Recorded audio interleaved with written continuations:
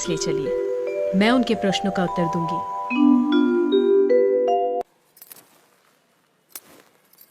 राजन, मैं प्रमाण देने के लिए तैयार हूं, पर उससे पहले मैं कुछ चाहती हूं। क्या चाहिए? थोड़ा दूध।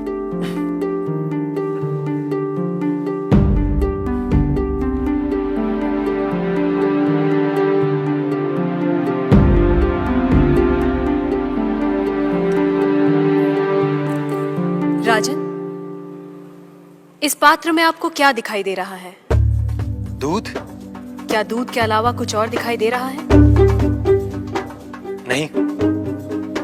पर मुझे तो मक्खन भी दिखाई दे रहा है। क्या आपको मक्खन दिखाई दे रहा है?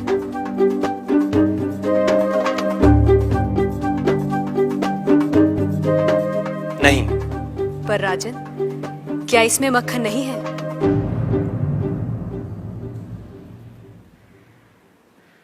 है।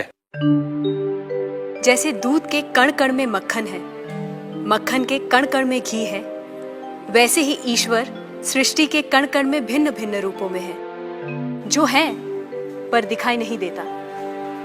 जैसे दूध से मक्खन पाने के लिए उसे मथना जरूरी है, उसी तरह वेदांत के श्रवण, वेदांत का मनन और उसके निहितार्थ पर निरंतर ध्यान के द्वारा ही ईश्वर का अनुभव किया जा सकता है।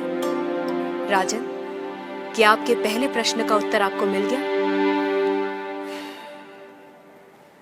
मैं मान लेता हूं, पर वो किसे देख रहा है? किस ओर देख रहा है?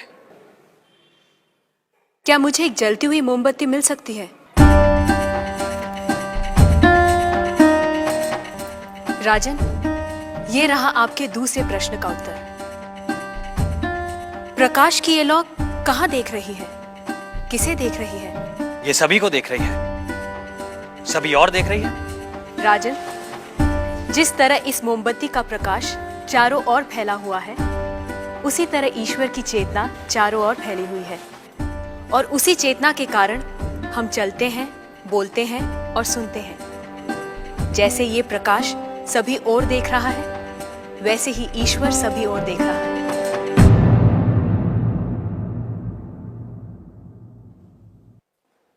अब आपका तीसरा प्रश्न।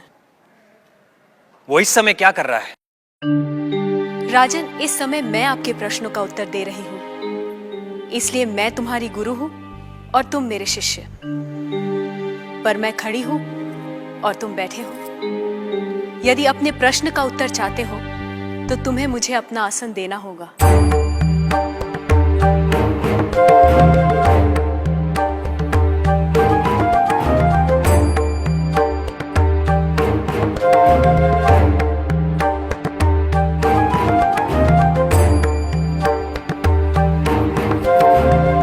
राजन, ये रहा तुम्हारे तीसरे प्रश्न का उत्तर।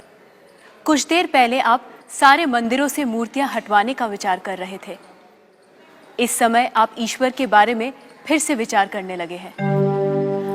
आप मेरे स्थान पर खड़े हैं और मैं आपके सिंहासन पर बैठी हूं। इधर एक राजा को सामान्य नागरिक का स्थान और एक सामान्य नागरिक को राज सिंहासन दे सकता है। ये आप देख रहे हैं। आप मेरे स्थान पर और मैं आपके स्थान पर बैठी हूं। ईश्वर इस समय ये करवा रहा है। उस अनंत और असीमित शक्तियों के स्वामी, जिसने ये सुंदर, अद्भुत, विस्मयकारी और महान संसार रचा है, जिसमें सूर्य, चंद्र, तारे, ग्रह, नक्षत्र अपने अपने स्थान पर स्थिर और गतिमान है, जिसके कण कण में एक व्यवस्था है। ऐसे शब्दों और ज्ञान से परे ईश्वर के लिए क्या संभव है? कहिए राजन, क्या मंदिरों से मूर्तियां हटवाई जाएं? मूर्तियां तो उस ईश्वर की प्रतीक है, उनका मूर्त रूप है। वह सर्वज्ञ, सर्वशक्तिमान, सर्वव्यापी ईश्वर सर्वत्र है। किसी ने उसको पत्थर में पाया, किसी ने पेड़ों में, किसी ने शब्दों के माध्यम से, तो किसी ने प्रार्थना करके।